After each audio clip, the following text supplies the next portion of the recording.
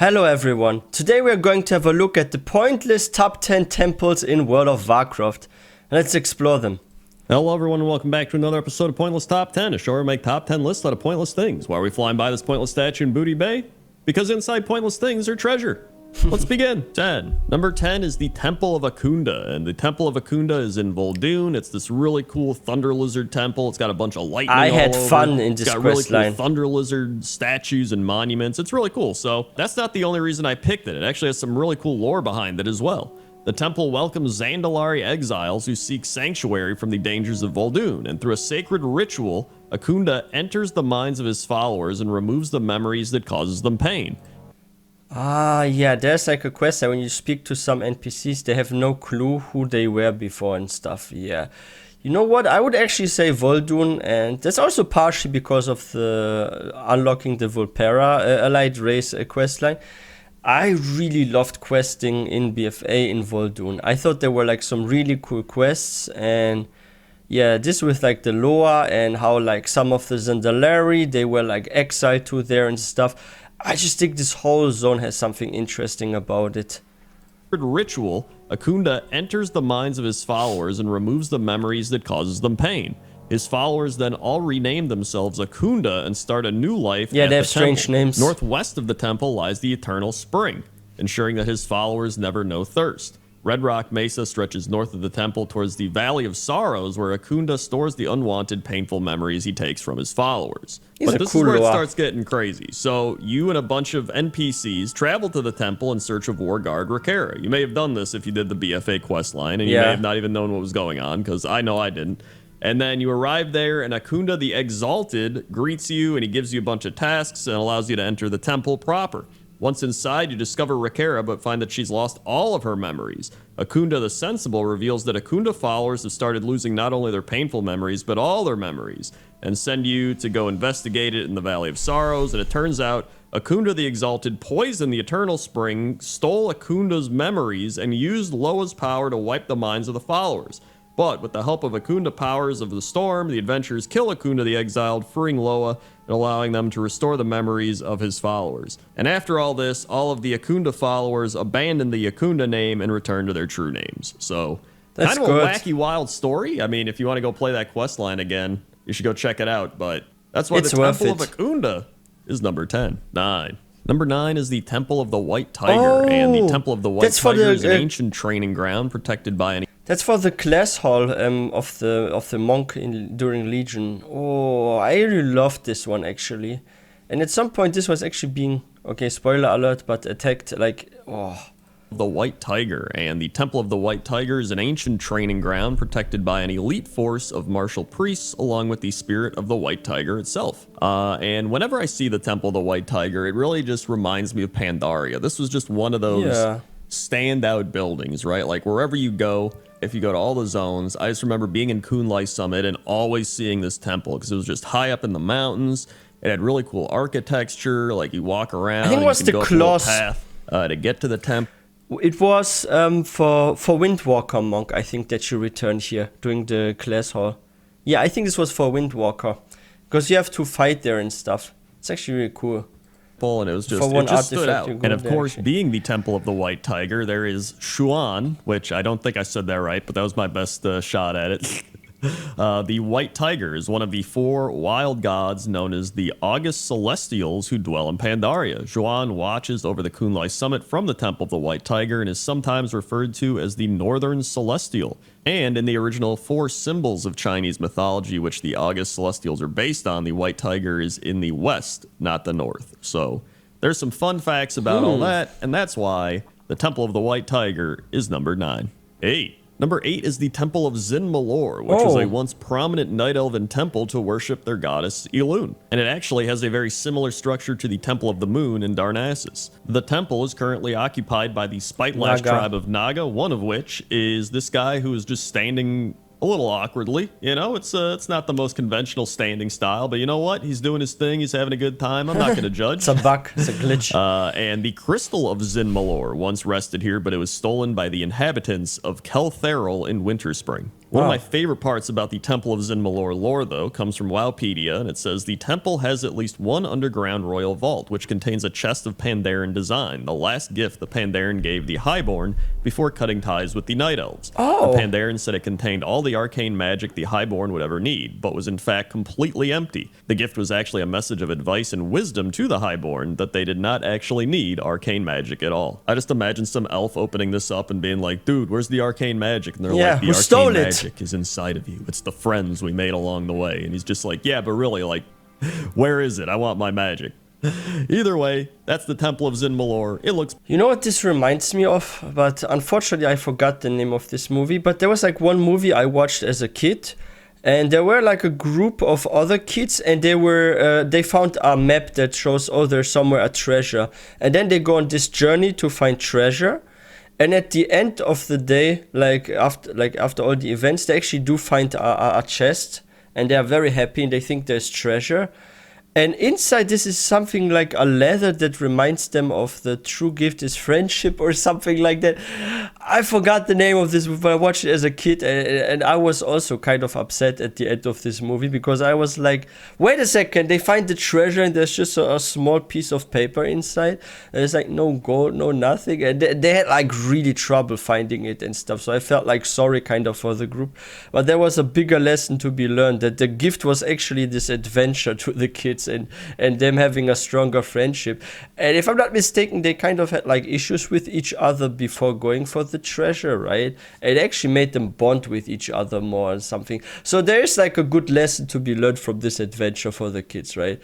But yeah, I forgot this name of the movie. If anyone knows this kind of movie or watched it before, let me know in the comment section what the name is of this one. But I think it's a beautiful story, but yeah, it's also frustrating because you would really expect them to find some real treasure. Pretty cool, and it's number 8. 7. Number 7 is the Temple of the Red Crane, and the Temple of the Red Crane is home of the August Celestial Chi-Ji, the celestial embodiment of hope, located in south central Krasarong Wilds. And this is one of those places that I think is a really underrated, not even just temple, but does just this have a dungeon pleasing part 2, building, or is it right? the other one? The structures in here, phenomenal. The artwork's insane. I love the banners, the ivy on the walls, the statues, just... everything about this place. Every time I would pass it, I wanted to put it in some list, and now I finally get to do that, and I'm just glad because I think this is a temple that needs some love. You know, it's hidden away in the Krasarong Wilds. Not many people go to the Krasarong Wilds that often. Not many people go to the Temple of the Red Crane that often, unless you're questing there, which, you know, probably not doing that often either. So it's just a phenomenal temple. I really love it. You know, there is the crane in the middle, but don't worry, he's not dead. You and Anduin, I believe, heal him up later, and then he's fine. But overall, I mean, I just really love this temple's architecture and everything, and that's why it's number 7. 6. Number 6 is the Temple of Elune, and the Temple of Elune, according to Wikipedia, is located in Val'sharah and inhabited by the Sisterhood of Elune and the Druids of the Moon. That rhymes. The Gardens of the Moon, where the Tear of Elune was kept, extends out past the temple stairs. When Satyr and the Burning Legion attacked the temple, Celestine of the Harvest arrived to aid its priest. 2 major roads branch off of it, one leading to Blackrock Hold and another leading to Suramar, and the other Temple of Elune, now known as the Tomb of Sargeras. The Suramar Road quickly splits into another road that leads into Azuna. And according to Lyanus Moonfall, the Burning Legion previously wanted to destroy the temple, indicating that it existed but it was heavily guarded. So this really is a temple with a lot of history to it, and it is just a really cool temple overall. It's got some lily pads and little moon wells. It's got ivy growing up on the pillars. It's just a very... That's actually what Xavier did, right? Like, he wanted to have this one destroyed, so he corrupted Gisera and sent her there also, right, to attack it. But it was like heavily guarded, and we stopped the corrupted Gisera, and we end up unfortunately having to put her down, and she's later in the Shadowlands. But yeah, this is like of high importance to the Night Elves and their culture. It's like, yeah, so that's why they also guard it so heavily. Nice, aesthetically pleasing temple, and obviously, as you know, throughout Pointless Top 10, I always point out nice aesthetically RP pleasing spot. things, but I really do enjoy, you know, finding the little details and cool architecture and those cool statues. You know, just the statues, a lot of cool statues here as well. I especially like this statue where the elf is pouring the water out of the jug. I just think that's cool. Yeah. And you got little like wisp stars flying around. There are many it's a such very in nice place to the be. Legion zones. Very relaxing, very calming, unless it's getting attacked by the Legion. And that's why it's number 6. 5. Number 5 is the Temple of Atal Hakar, or as some people know it, the Sunken Temple. According to Wowpedia, it's actually got some interesting history I didn't know about. So Wow, actually, I was questing a lot in this zone, and for classic, wow. Like, I remember I spent a lot of time here. Even in retail, I sometimes come here, but I was also here a lot in classic. And there are some unique pets. So for those of you that play a hunter, there are some really, really cool pets. If I'm not mistaken, there's like this, I forgot their name, but there are those pets that are like flying snakes. They're like snakes with wings. I'm not sure what they're called. But there's an albino one, if I'm not mistaken. One that's like white with also some black spots. It looks really, really cool. It has a name that sounds quite Japanese. I forgot the name, but it has like a Japanese sounding name. It's a very cool pet. And there's this one unique raptor pet you can get as well. And some other cool pets. There's also, I think there's a green tiger pet too. There are like 3 cool pets you can get from this zone that I know about. Yeah, there's like this, I think it's a green tiger. There's this albino looking half dragon, half snake thingy pet. And there's a cool raptor you can also get. Yeah, there are some cool pets here. 5 is the Temple of Atal Fury for more Hakar, or pets. as some people know it, the Sunken Temple. According to Wowpedia, it's actually got some interesting history I didn't know about. So over 1,000 years ago, the powerful Gurubashi Empire was torn apart by a massive civil war. An influential group of troll priests known as the Atalai attempted to bring back the ancient blood god named Hakar. Though the priests were defeated and ultimately exiled, the great troll empire buckled in upon itself. The exiled priests fled far to the north into the Swamp of Sorrows. There they erected a great temple to Hakar where they could prepare for his arrival into the physical world. The dragon aspect Ysera learned of the Atalai's plans and smashed the temple beneath the marshes, which I would like to see happen. That sounds pretty insane. However, this actually helped the Atalai by ensuring their efforts to summon Hakar went undisturbed. So that's the lore behind the Sunken Temple, and I've never really liked the Sunken Temple because I have bad memories of running it and it just being boring and a bunch of trash mobs, Really? but like going back and looking through it, it's actually not that bad. Like it's got some cool architecture, especially because this. I did this one too, and it just reminds me, there's another pet you can get, the half snake, half dragon hybrid, like this flying snake thing, also in a undead version as a skeleton. There's one you can tame inside. I think it's a boss even, but yeah, like I did this one at least like once or twice, and I thought it was not so bad. It was just like the other classic dungeons, right? There are many such as this. You even have like this one in the Barrens with those pig people and stuff. Like they're all made simple, those early game dungeons. It's also an early game one. So yeah, there's nothing spectacular to expect when you do this, of course. This is from classic WoW, so we're talking like 20 years ago, right? Yeah. And I mean, it's just got cool wall All art, dungeons cool are like statues, this. got skulls and vines and a whole bunch of cool aesthetical things all around. It's pretty neat. And that's why I put it at number 5. 4. Number 4 is the Temple of the Moon in Darnassus, and according to Wowpedia, it's got some really cool history. So the Temple of the Moon was built around the same time as the rest of Darnassus when the Night Elves first made their home on Teldrassil. Much of the temple itself was crafted from stone brought from the mainland and transported by magical means. It would become the headquarters of the Sisterhood of Elune and the de facto capital building of Darnassus as the residence of High Priestess Tyrande Whisperwind, the legendary Kaldorei leader. And some cool little facts about it: the waters of the temple are known to be blessed, being described as the water of Elune herself. Some Horde scouts describe the temple as the most beautiful building in the city, although I thought they were going to say the most beautiful building they've ever seen, but, you know, it's still good praise, right? And the iconic statue at the center of the temple depicts Hadeen, the first High Priestess of the Moon. Before the Storm Rage novel made this clarification, many players thought this was actually Elune herself. You know what I've always been wondering? This is actually quite abstract, but when you look at like most of the Night Elven buildings, no matter where they are, they usually don't come with doors, and they're like half in the open. Sometimes some even have like a partially open roof and stuff, right? Like I'm wondering, what are the Night Elves doing in freaking winter? Because not all of the zones they have those buildings in are tropical ones, but they're half opened.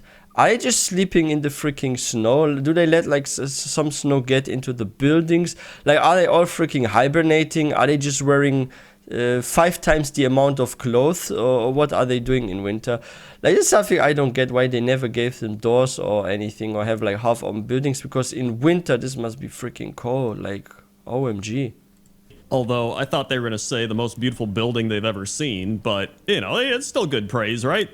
And the iconic statue at the center of the temple depicts Hadeen, the first high priestess of the moon. Before the Storm Rage novel made this clarification, many players thought this was I've not actually read that Eowyn novel herself. I actually talk about this a bit more in Pointless Top 10 Fountains, which you could go watch. I'll put it in the cards above if you haven't seen that. I really love the Temple so of the many Moon. more I think it has Pointless a Top really 10s. nice vibe to it. You know, you have this kind of magical garden. You have the water coming down that looks very pristine. Has windows but no majestic. door. And it, you know, this really is the heart of Darnassus. However, I will say a close second is that tree that sits in the middle that's part of the bank. I think that's a pretty good landmark as well. But overall, I think the Temple of the Moon's really cool. It's got some good lore to it, and that's why it's number 4. 3.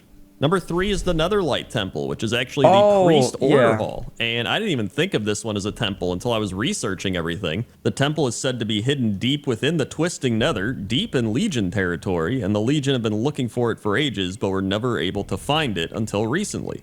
The Netherlight was originally a prison built by the Draenei during their exile in order to contain and study the void god known as Soraka the Light Eater. It was also built as a place to commune with the Naru, ponder the nature of the Twisting Nether, and conduct research into the void. But the main reason I put it here on the list is I think it's a really beautiful temple. The stained glass windows up there, it's got all these different purples and blues and you know, bright yellows and everything. It's got all the different priests walking around, so it is very temple-esque. You have the actual Naru thingies floating around. I already forgot what those are called. Oh, and fun fact, if you actually go there to this spot here in like the middle and you look out of the window, it looks like you're freaking on a flying ship or like out in space somewhere. Like you can literally look out and you see like some space-like atmosphere.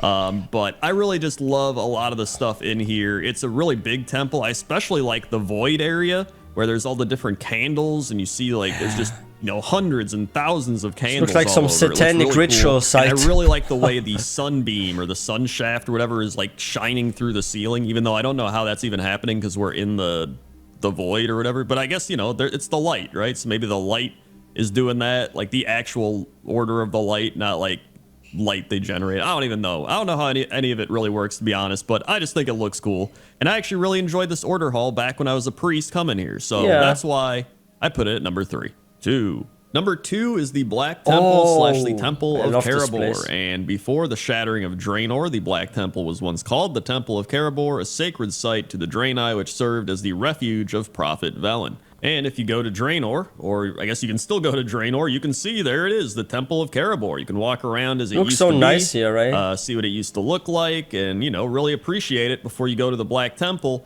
and go, wow, this place got destroyed. But still, I mean... But it's so different. Like, look at this. You have those kind of walls on the side, right, at Karabor. But if you look at the Draenor part, there are like no freaking walls. Like, it's all free and opened here. So... yeah, maybe they just changed it after they conquered it. Like, yeah. Wow, this place got destroyed. But still, I mean, people remember the Black Temple for the raid. They remember it for the entire Burning Crusade expansion. You know, you always knew about the Black Temple. You saw it. You heard Illidan being like, you are not prepared, right? Yeah. That was the whole thing. And so being able to go there and raid the Black Temple, and a lot of people have nostalgia of it.